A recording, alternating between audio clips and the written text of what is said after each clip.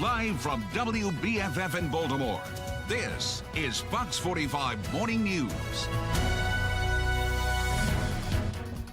Good Sunday morning to you. It is 10:30. You're looking live over the harbor. And man, if you haven't stepped outside yet, it's gorgeous out there right now. Thanks for being with us this Sunday, March 5th.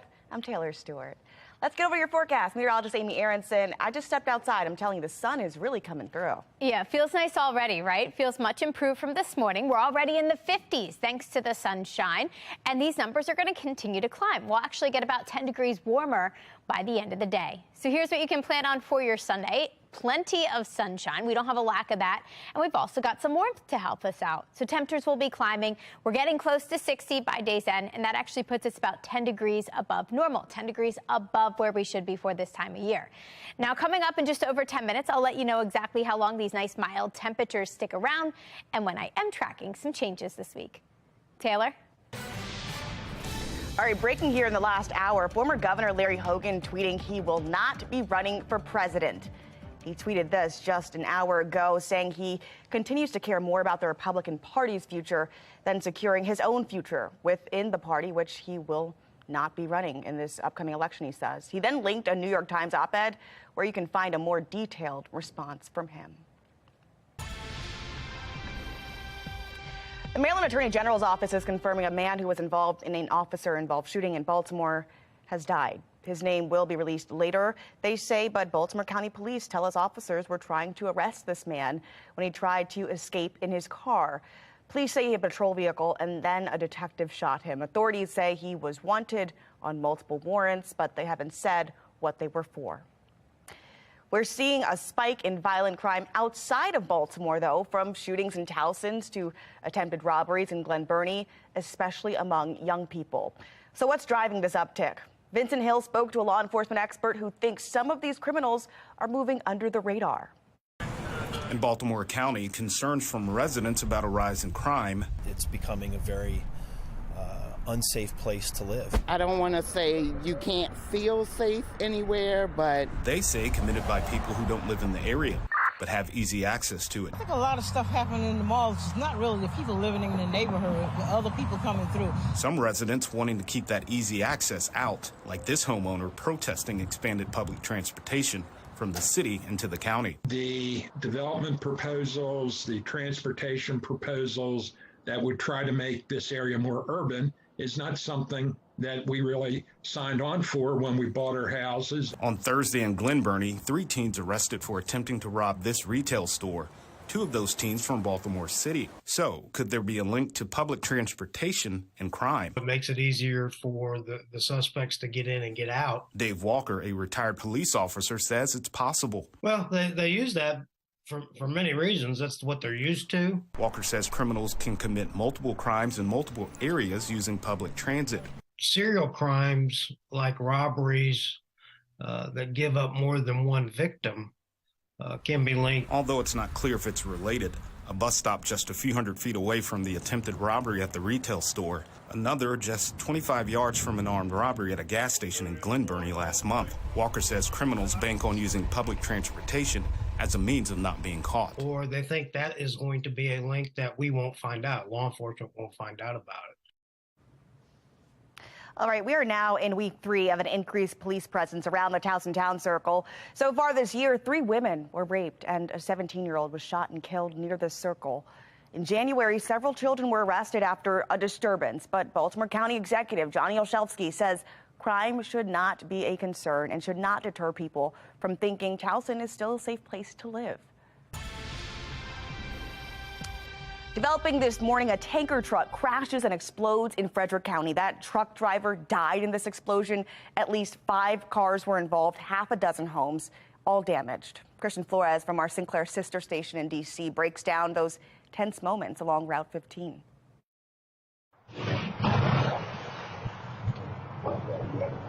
A crash and explosion that literally shook neighbors to their core. Some even felt the heat from this from across the highway. We saw the fireball erupt, and we could feel the heat. And I mean, we're like 300-400 feet away, and we could feel the heat from the fireball. Fire officials confirmed nobody else was hurt on top of the tanker driver's death. Those living close by narrowly escaped. This home was destroyed. The family living there did not want to talk on camera, but said they're figuring out their living situation. Other neighbors, like Sandra Beinecker, it's definitely too close to my home, are also having to deal with the aftermath. The fire department actually said, is anything wrong with your house? And I'm like, no. And then I came around the corner and I saw that. Beinecker siding received only minor damage. Other neighbors had worse heat damage to their siding. The windy conditions scared so many. I was scared to death that it was my house, and I have a dog and a cat, and I thought for sure it was my house. It was just the uncertainty of, is it going to explode? Am I going to lose my house? It's like, where are all my valuable documents? And you really start thinking about, if I had to evacuate really quickly, what would I do? I just expected it might start burning more and more houses across, but it scared a lot of people. A lot of people got their animals out of their houses. Even though this crash is much smaller in scale, neighbors still had the train crash and fire in East Palestine, Ohio, top of mind. It was a fear that it was going to, because we had my granddaughter with us who's a little under 2, and I didn't want to have her be exposed to any if it was toxic smoke. There is some foam residue that is visible in Carroll Creek, and we're working with the Maryland Department of the Environment and Frederick City Public Works to contain the spread of that foam from the firefight. There is no risk to the public at this time. That's still not enough peace of mind for Beinecker, who says she has been calling for a highway wall. They need to do something, put a wall up, something. This could have really been even worse than what it is. Already making headlines this morning, people convicted of marijuana possession can now apply for a presidential pardon. This goes for anyone who's been charged federally or convicted through October 6th of last year. Now, this pardon does not apply to people who have state convictions. Recreational marijuana is officially legal on July 1st, but state legislators have yet to announce plans for regulation and the sale of pot outside of its medicinal purposes. Daylight savings time, it's 1 week from today, and lawmakers once again pushing for it to be permanent. The Senate unanimously approved a bill to end daylight savings last year, but it stalled in the House. The U.S. originally adopted daylight savings during World War I to save energy, but proponents feel that change isn't relevant anymore, and they argue those winter afternoons will be a little brighter, boosting mental health. The Political Action Conference is happening right now at the National Harbor. What you could expect to be discussed today. And we'll enjoy a spring feel today with highs close to 60. We actually stay nice and mild all the way through Tuesday, but then a cool down will follow. I'll explain what's going to cool us down in just a couple of minutes. It's 10:37. You're watching Fox 45 Morning News.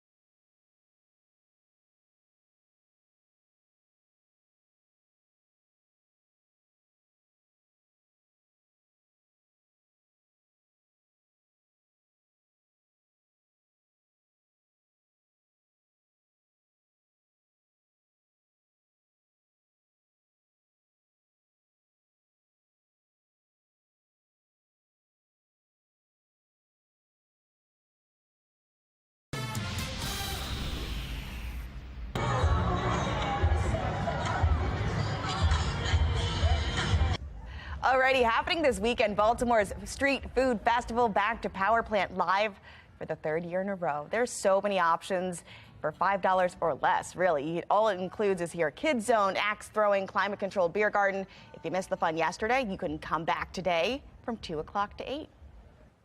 And the American Craft Made Marketplace is back in Baltimore, celebrating all things handmade. With more than 300 vendors there taking part in this tradition, it's now the 46th year here in Charm City. Thousands of collectors and designer enthusiasts are in town, and organizers say Baltimore is just the perfect host city. Baltimore is such a regional center and draws people truly from all over the region to come and experience this event. And Baltimore provides just wonderful hospitality, again, for people who are here from other regions as well. Now, the American Craft Made Marketplace wraps up today from 11 a.m. to 5 at the Baltimore Convention Center. Also happening this weekend, comedic legend Chris Rock took on the Hippodrome in downtown Baltimore. He performed his Selective Outrage set, which was taped live and will be turned into a Netflix special. This was the scene outside the theater. You could see an hour before you even got there, folks were packed outside, ready for the comedy. All right, still to come this morning, a local animal shelter waiving adoption fees, why they're overrun with dogs, and why some say this could be pandemic related. But first, yet another Norfolk Southern train goes off the tracks in Ohio. How residents in Springfield are reacting after having to shelter in place. You're watching Fox 45 Morning News, all local, all morning.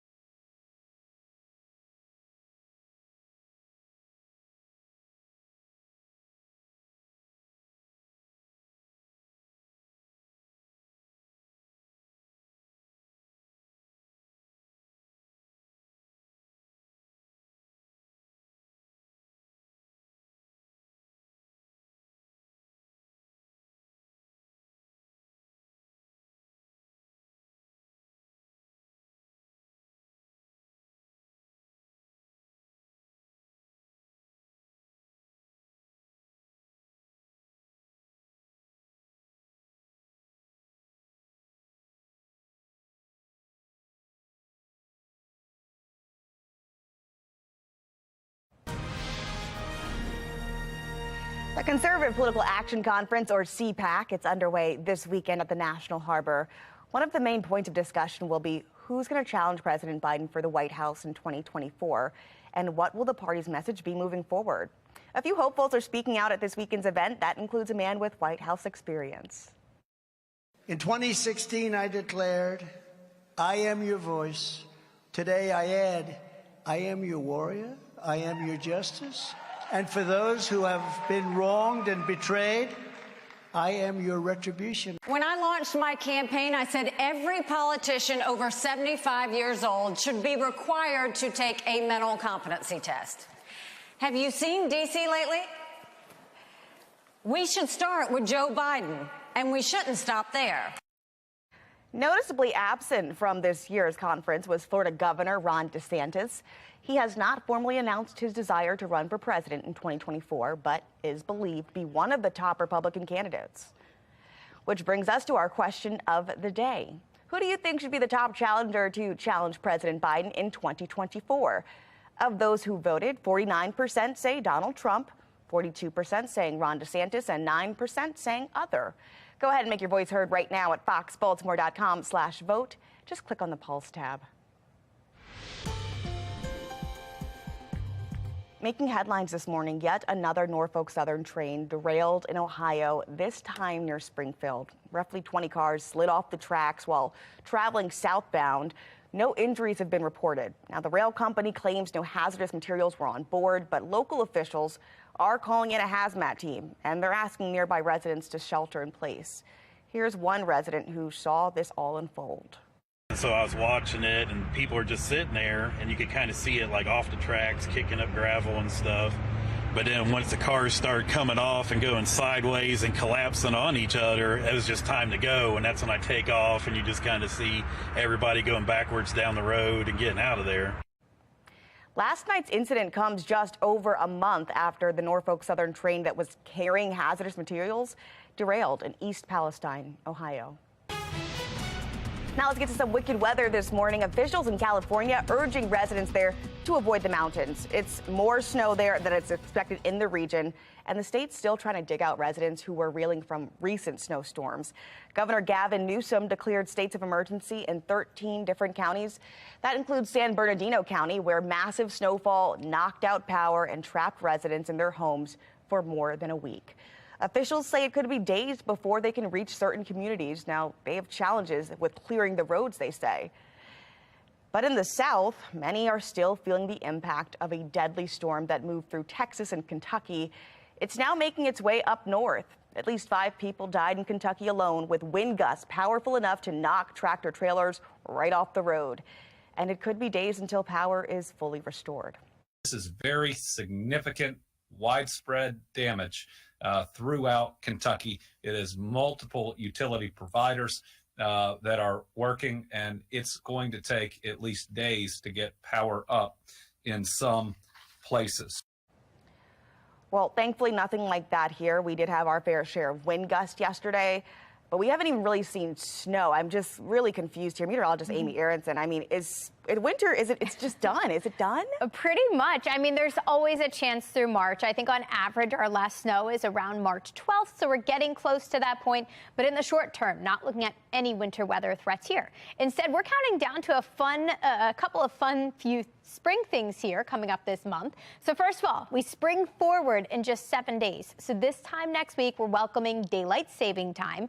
Then St. Patrick's Day will follow in only 12 days. And then we officially kick off spring, the spring equinox, in 15 days. So lots to look forward to this month. We're also looking forward to some warmer temperatures. Even today, we're getting a little sneak peek at spring. Low 50s right now with a light west-southwesterly wind at 8 miles an hour. High temperatures will continue to warm today. You'll notice we have nothing but sunshine looking down at the Inner Harbor here. Downtown looks fantastic and will stay that way all day long. So we have high pressure to thank for that. High pressure is the closest weather system to us. I did want to point out this system moving into California. More hazardous weather expected there. That means more rain, more snow expected in that region. And eventually that weather maker heads our way and turns things unsettled here. But in the short term, we look quiet. We have high pressure to thank for that, sitting right to our south, sending us clear skies today and staying that way, not only today, but tomorrow too. So today we make a run for near 60 degrees. Tomorrow, nice and mild also. Little cool in the morning with temperatures starting off near freezing,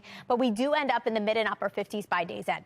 Then I'm tracking this little cold front that's going to sneak on through come Tuesday. No rain with this, no snow with this, but it will knock our temperatures down. So cooler air comes back in Tuesday into Wednesday, bringing our high temperatures back into the 40s, at least briefly here midweek. After that, the rest of the week will be trending a little cooler. But for the first half of the week, nice and mild, very spring-like. We're near 60 degrees today, mid-50s on Monday, upper 50s on Tuesday, and plenty of sunshine ahead of us for at least the next 3 days. After that, we're going to cool things down. And according to the Climate Prediction Center in our 8 to 14-day temperature outlook, we are included in this darker blue. So that means a pretty decent chance for actually below average temperatures as we head through mid-March. So all the way through March 18th, there's a decent chance that our temperatures will be cooler than average. And in the short term, we can actually see that coming up by the second half of the week. Temperatures will drop on Wednesday. We're back in the upper 40s, and then low 50s will follow for the second half of the week. We're also tracking our next round of unsettled weather by the end of the week. A stray shower possible late Friday. Most of the rain with that system will come through on Saturday. Now, in just a couple of minutes, I'll let you know how the rest of next weekend plays out in your full 10-day forecast. Taylor? All right, take a look at this. Baltimore veterans are hosting a community service project in West Baltimore at one of the largest urban farms in Maryland. Parts of West Baltimore can be classified as food deserts, and this project is bringing together volunteers to supply fresh produce and fight food insecurity in the area. The project also honors the legacy of Lieutenant Richard Collins. He was murdered at the University of Maryland just days after commission into the U.S. Army. Collins dedicated his life to service, and his parents hope that spirit lives on. Lieutenant Collins, we have not forgotten you. Your spirit is strong, and what you believe in, we're still fighting for. And it means the world to me. As a mom, you'll never get over this. So again, I appreciate every time someone says something or does something in honor of Lieutenant Collins, because as I first stated, he believed in this country. Now, more than 75 volunteers gave their time, including representatives from Bowie State, right where Collins went to school. Alrighty, spring is just around the corner, and maybe you're looking for a walking buddy. Well, you're in luck. What a better option than being able to adopt few of man's best friends. Brad Sblell from our Sinclair sister station in D.C. explains how a local adoption agency is making it easier to adopt this month. I can be your new mommy. Yes, I am. The emotional moment, a little dog named Chopper prepares to leave the Anne Arundel County Animal Shelter and head to his new home. Kathy Kuntz says when she heard the kennel was so full they might have to put some dogs down, she knew she had to adopt. I couldn't bear the thought of any of these dogs being euthanized. And if I can save one, then I've saved another. In the shelter in Millersville, in every kennel, behind every chain link gate, a dog waits to learn its fate.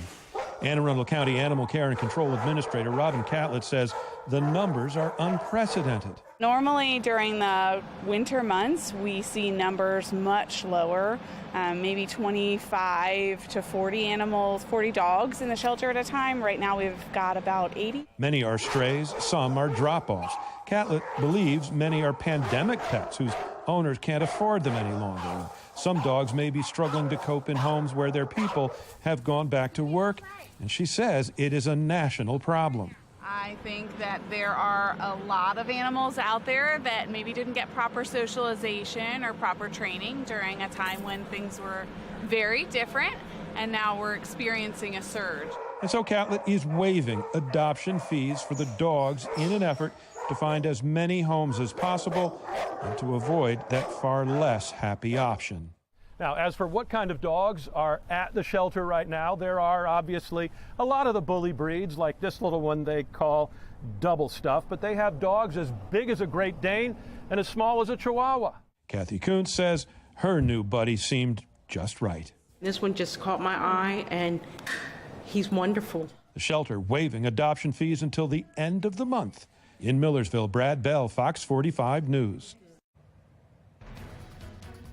Today, we could see temps in the 60s by this afternoon. Meteorologist Amy Aronson taking a look at how long these temperatures will stick around in her 10-day forecast.